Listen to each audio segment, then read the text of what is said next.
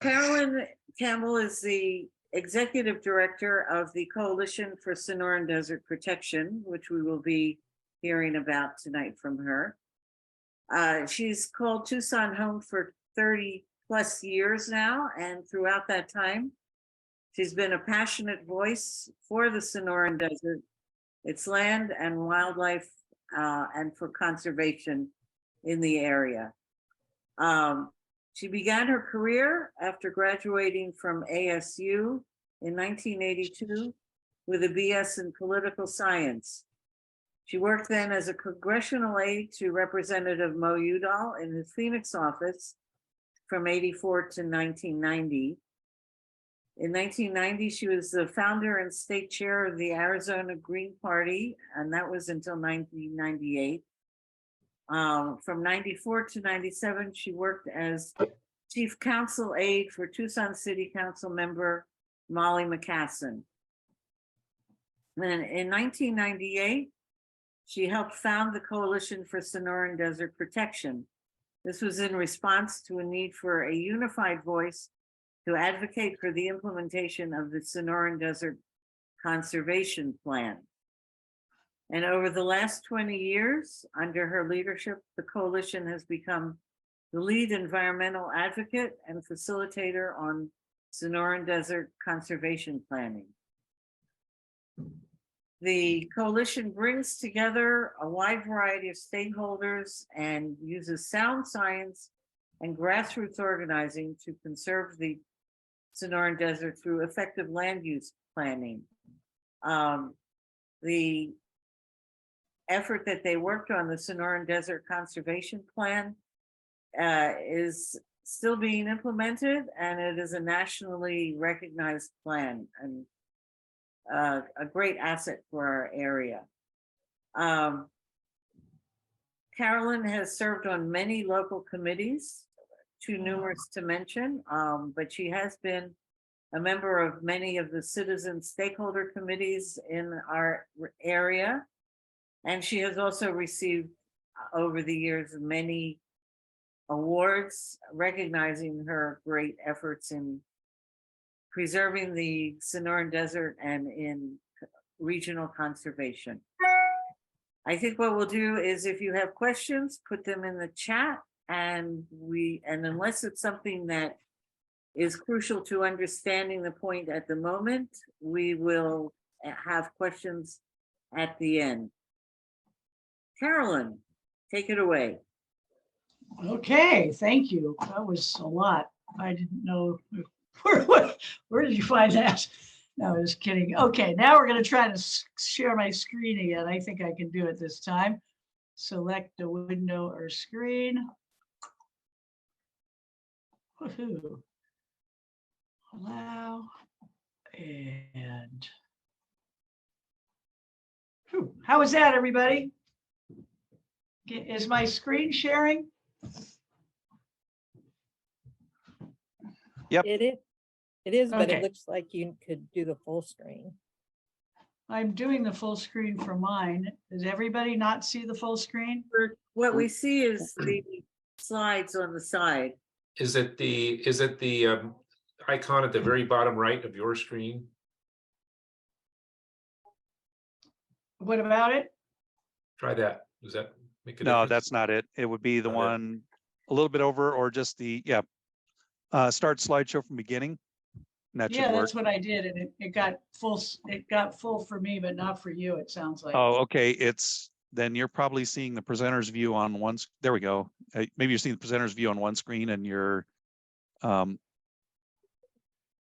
it's going to another. The actual display is going to another one. The presentation.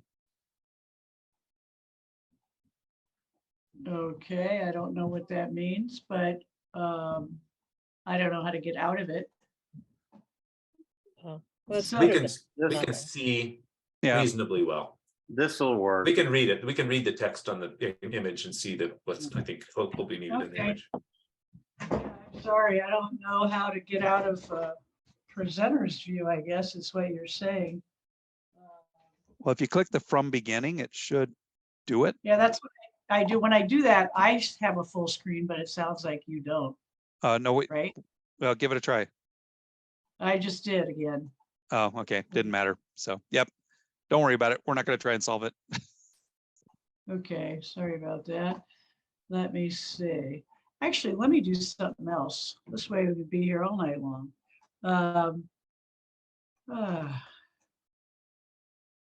And show.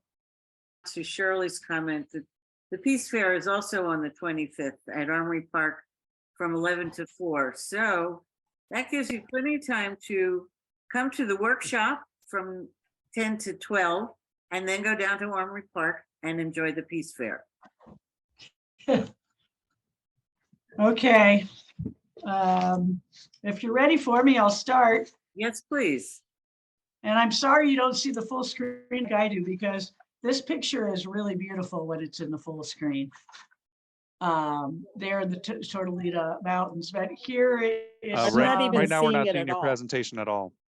Oh, for God's sakes, hold on. Let's see. So I'm gonna, golly.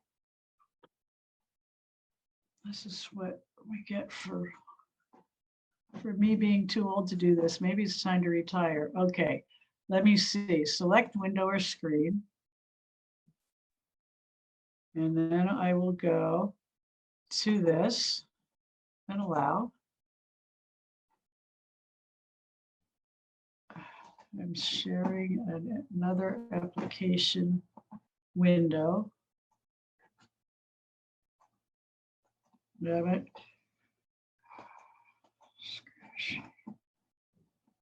Oh, Carolyn.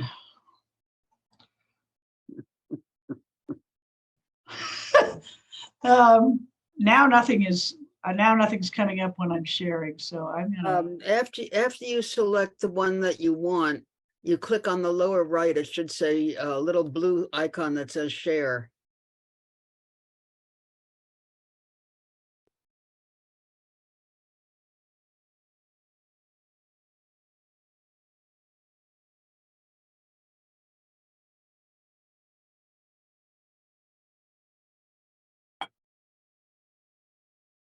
Ah, What did you do before? Do whatever you did before.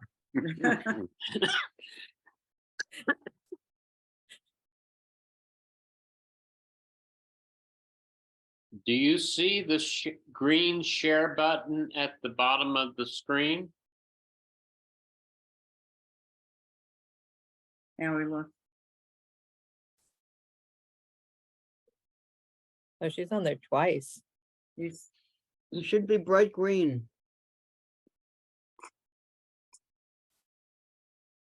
Yeah, I think we lost her again. There we go. Oops.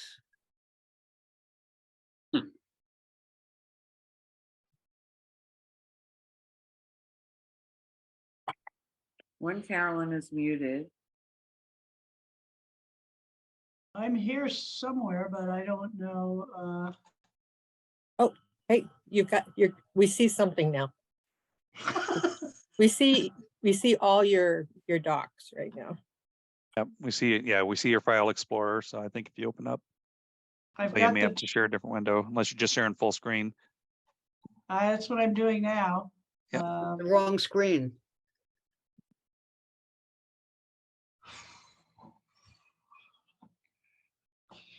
What do you see? Anything?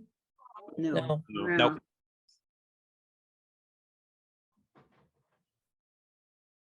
makes me feel better when Yeah. I'm trying to share. Oh, there you go. That's There we go. back where you started. Okay. Is it the whole screen or no?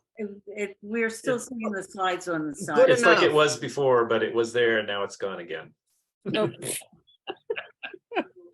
Oh, poor Carolyn. Oh, I just am getting like hyperventilating now. Oh, Oh, no. Well, you've got a lot of patient, interested people, Carolyn, so There it is like again. that, and we're all with you. There we go. Oh my God. What do you see now? A beautiful See these slides? picture. The first picture? We see Yeah. the totally. Yeah, we Yes. we see your PowerPoint window, which is good. So yeah, you should be able to press from there. Well, I can't. It just It's, You can't go to the next slide? no, it just, no. Let me, hold on, I'm so sorry. If you can try to email it to me or someone else. Just, you should be able to click to go to the next slide. No, it's on like the 20th slide for me when it shows up. Oh, So Carolyn, if you do send it to Dwayne, that might be the easiest thing. He could load that up. And meanwhile, you could just start talking to us because of course we Yeah. hear you and you know, maybe talk with your hands as well as your words. And I'm sure we'll be entertained while Dwayne gets set up with We can- Elijah. That's probably a good idea, Carolyn. Okay, hold on, let's see.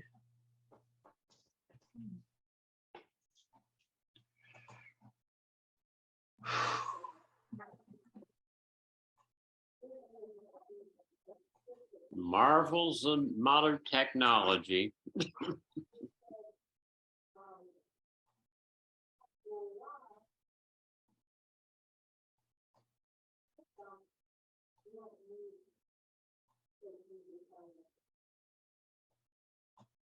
I just chatted directly to you my email address, Carolyn. Chatted to me directly, you mean, I have to do On screen the sharing chat. all the time for great decisions and have to remember to start the video. Once I can get the first page of the video, but I have to remember to hit the start button too. oh, there's Dwayne's, okay.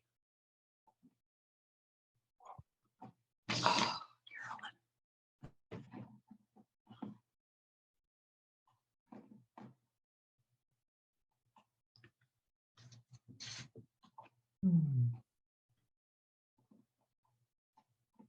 We're all here for you, Carolyn. I'm so sorry. Okay. I've Oh. seen worse happen at the beginnings of people struggling with the technology. So at least we're all here. But yeah, if you can send it to Dwayne and then just, you know, start talking. And when I mess up with great decisions, we've got, my group is on hybrid, so we've got half the group in person coaching me. The group is on Zoom coaching me. Well, it's taking a long time to get over there, so I hope it's not. Well, let me just tell you all that I added a lot more. I know you're not supposed to, but knowing your organization, I added some things that made it a bigger file, like not very long ago. So hopefully this will be to you in a minute. Wayne, I can't come back to the Zoom until I watch it load and then send it to you. All right. Okay, here it comes. Now I am going to go back. I'm going to start my video so I can see everybody. Great. And you can see how embarrassed I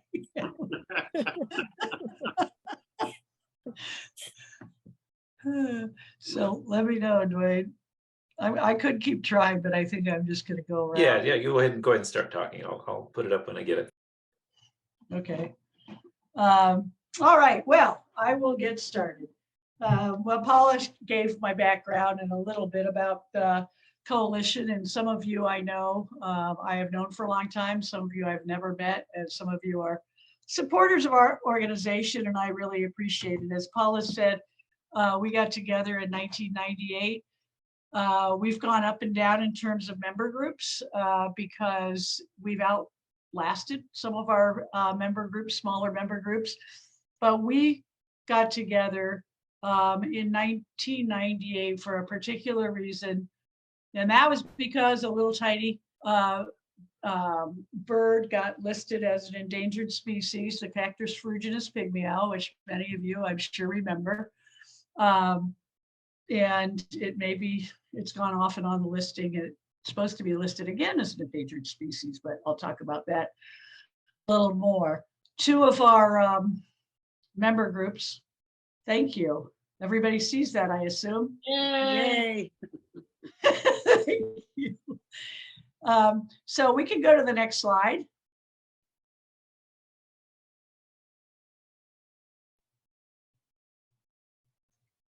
I think. Okay, so I was just telling you who we are, and these are the groups that are in our, I think we have 34 member groups right now. And so this is a list of them. And when I said we got together, because Pygmy Owl got listed, 2 of our member groups, the Center for Biological Diversity and the Defenders of Wildlife, were the groups that petitioned for the listing. And so they got us together really to try to have the environmental community in the driver's seat as we saw what was coming down the pike, which is that there was going to be an effort on the behalf of the regulated community, and particularly Pima County and the Interior Department, to put together what's called a multi-species habitat conservation plan. And basically what those usually are is they get people together and they look at it in terms of regulatory compliance, like how could you legally cross the T's and dot the I's, and basically literally, as far as we're concerned, in terms of species, get away with murder. So we wanted to get together in a strong way to be, like Paula had mentioned, we have, I believe, become the environmental watchdog for issues relating to natural habitat protection and endangered species. Next slide. Just a moment. Yeah, so our mission used to be a lot longer and wonkier, but this is really, you know, overall to protect the biodiversity of the Sonoran Desert in southern Arizona through science-based advocacy, education, and collaboration. But you know, overall, we really look at the different jurisdictions that are habitat conservation planning. So what I wanted to do next, if you could go to the next slide, is kind of lay out what I'm going to be talking about, and I'll read through these bullets and then I'll talk about, you know, one at a time, I'll talk about each of them. First accomplishment was successfully advocating for the first Bureau of Land Management, a national monument in the Sonoran Desert, the Ironwood Forest National Monument, and later on creating a Friends group that deals with the issues of the forest and the management plans, et cetera. And then what I'm going to be talking most about is what I was just mentioning, advocating for the adoption of Pima County's Sonoran Desert Conservation Plan and Pima County's multi-species habitat conservation plan. Both are very related, but the Sonoran Desert Conservation Plan is what Pima County has incorporated as a long-range land use plan, which we pushed for. And then a subset, but also a larger piece of that, is what I was mentioning, the Endangered Species Act part of it, the Habitat Conservation Plan. And along those lines, what we do pretty much on a day-to-day basis is work with the agencies and with developers and home builders and others to make sure that they follow their own rule, that the county follows their own rules, and you know, we advocate for open space and other conservation measures piece by piece in various rezonings and other large developments when they occur in the biologically important lands. Next slide, please. A big success we had, and this was, you know, God, a long time ago now, but after we worked with them to adopt the conservation plan, we worked to get some money to acquire important habitat in the open space bond, and that was back in 2004. A couple of years later, and we spent a lot of time on this these days, when I actually never thought I was going to be working on transportation as much as I do, but we're involved in the Regional Transportation Authority plan and sales tax, and we were able to get monies in there, only 2%, but $45 million for wildlife crossing infrastructure. And that was the first time in the country where the voters actually adopted monies specifically for that. And moving right along, because that again was a while ago, And with that monies, we got the first wildlife bridge in the Sonoran Desert. And hopefully some of you have seen that up on Oracle Road, north of Rancho Vistoso. And there's also an underpass there, and there are underpasses throughout the county. I'll talk about that some as well. I think there's one more slide on these. Oh, and then of course, I mean, we try to do positive work, but there's a lot of things to oppose. And these two are particularly, we're not in the lead on fighting Rosemont Mine, but we certainly are doing whatever we can to support our coalition members and other allies' efforts. And probably the biggest thing that we've been opposing in the last few years is an I-10 bypass, which is these days called Interstate 11. It's a federal proposal to put a new freeway over west of the Tucson Mountains through, well, next to a lot of our important lands. Okay.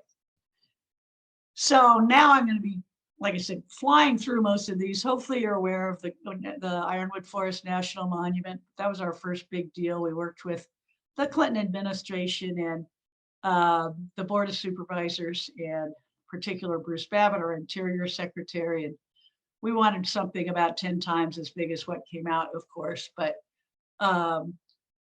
there was a proclamation for a new national monument. And I'm not gonna, if anybody has questions about the national monument, I'll answer them later, but I could talk about each one of these things for a long time. All the, you know, the issues of conservation and probably politics as well that went into a lot of these.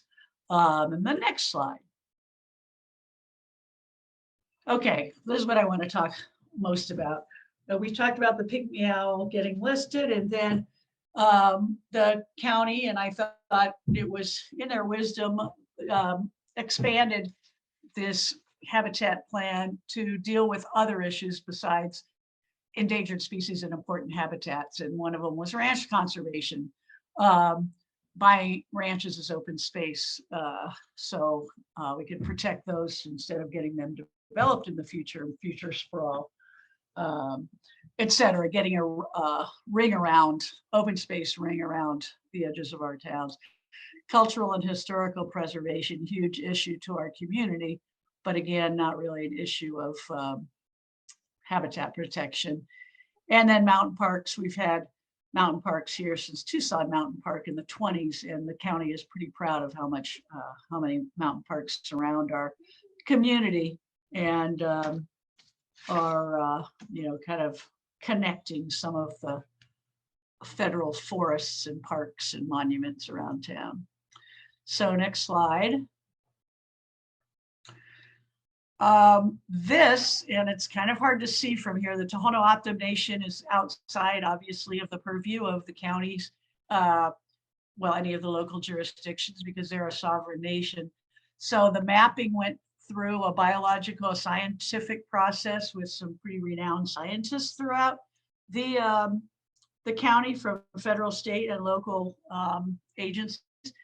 And basically they came up with this map, which is a little busy, and I won't go into all of it in detail, but what they did was they created a map, not about endangered species, not about pygmy owls and you know, anything specific. They were not given guidelines by the county, but just said, please come up with a map that shows what habitat is important to protect at some level in Pima County. They mapped not just unincorporated Pima County, but all within jurisdictions of the county. We were hoping at the beginning of this process that all of the local jurisdictions would sign up and sign on to the kind of conservation measures we were developing. And so basically, this is the map that was adopted into their comprehensive land use plan. And it became a part of planning, not just, like I said, this isn't focused on endangered species, although to us it is, but the dark green is biological core. I'm going to be going over some specifics with that. And that means there's, I mean, without going into all the details, the dark green is like the really important stuff because of how many species of importance rely on that habitat. The light green is the next level of importance in terms of landscape. It's called the multiple use management area. The striped lands are also very important. That's endangered species and other special species habitat. And those purple airbrush lines, and I'm going to talk about them near the end, but those are important areas that have been cut off in terms of barriers for connectivity between some of our important lands. And if you see those purple arrows, the things that really cut through lands and keep animals from moving between the protected areas are things like I-10 northwest of Tucson, Oracle Road, I-10 east of Tucson, I-19 going south in these areas. And I guess that's about all I'll say there, because I think the next slides give you an example of what does that mean? All these different colors, and the riparian areas too. Okay, so I said that this was adopted into the conservation plan, and this was all based on science, which is really cool. But I'm giving you an example of how the comprehensive plan reads. So I'm using the language from the biological core, and they're all a little bit different. So if you have 100 acres in the biological core management area, that at least 80% of the total acreage has to be conserved as undisturbed open space. So that means if you have 100 acres, 80 of it acres has to be set aside and not be touched. And all of your development has to be clustered on 20% of that 100 acres. And so we work with the developers and the biologists at the county to figure out which is the most important acres. And we're not talking about spacing them out throughout the landscape, clustered. And then, as you can see, and I'm just going to be reading this really, you can do it too, but land use and management focus on the preservation, restoration, and enhancement of native biological communities, including but not limited to preserving the movement of native fauna and flora across throughout the landscape. Next slide. Before you go, Yes. CLS in the first bullet on that previous slide. I'm sorry. Yeah, I didn't even, because I realized I cut and paste. Conservation land system is that map I showed you. Oh, okay. The overall, and so it has the biological core, the important riparian areas, the special species management, all that busy stuff on the map. And so we just call that for short the CLS. And so the only lands that we're looking at are those colored lands. If they're in the lands that weren't identified, these white ones as biologically important, and we don't really get involved. But as you can see, which is not really a surprise to us, is that when the scientists looked at this, just about all the lands outside of what's already been developed is really in some, at some level important to preserve. So basically we got to preserve the best we can, all we have left. And if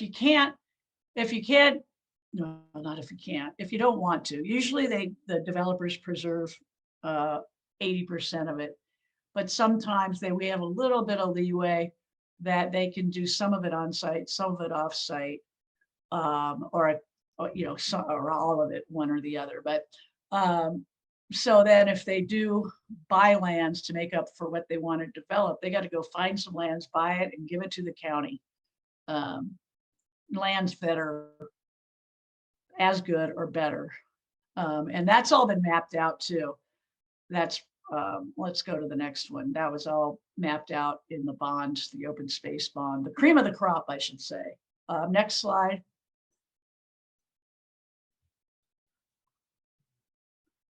So I'm not going to go over this, but it basically says if you're going to be buying land to make up for what you're developing on site, you got to have good stuff, and it's got to be 4 times. So if you actually do, let's say instead of 80 acres, you want to do 85 acres. Only 15 acres developed, then that 5 acres, you have to go buy 20 acres somewhere. I'm probably just confusing you. So But it's pretty cool. It's really, again, this was all based on science. So that was just an example, and you can look at the comprehensive plan and you can see for every different area in that important biological map, they've got these guys in rezonings, pretty much rezonings, not just developing land that already has entitlements. They have to do some pretty big conservation. Next slide. Another thing that we added, and as time goes on, it's like we weren't really looking at water resources. We were just protecting land, but you can only ignore that for so long. So a few years ago, we got in the PO Prosperous, which is the name of their comprehensive plan, we've got some water supply impact reviews that was adopted. This policy was adopted when our people are going through rezonings, just about the importance of the water supply to that land. So I put the language in here about that. It was probably 8 years after we. Can you go to the next slide? So these are some of the things. If anybody's a real water geek, you can really look this policy up, and it is pretty thorough. I think that was it on this. So next slide. What we did with the open space bond is a lot of those lands, it was a subset of those lands that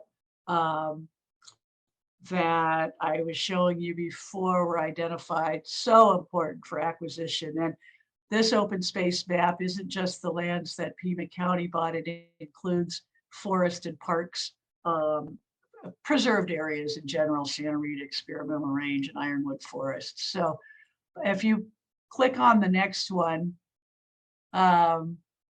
that before was everything we did with the bond from 2004. We pretty much spent all that. But these are the dark green are the other areas that we would really like to see preserved, some or all of it, to connect to these lands, because we're losing a lot of species diversity when they're getting just, isolated from the different mountain ranges. And then I think I have one more part to this map. This just kind of shows what we're trying to do.